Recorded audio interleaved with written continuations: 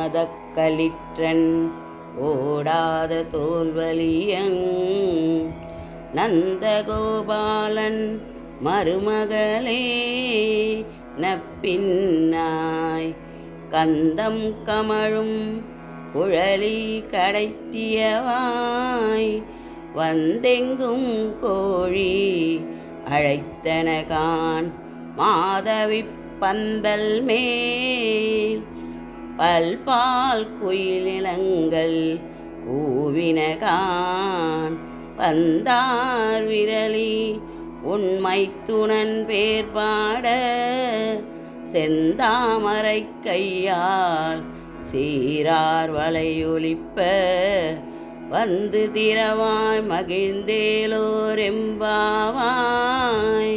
தன்னால் வென்று வீழ்த்தப்படும் மத யானைகளை உடையவன் நந்தகோபாலன். போர்க்களத்தில் புறமுதுகு காட்டி ஓடாத தோல் வலிமையை கொண்டவன்.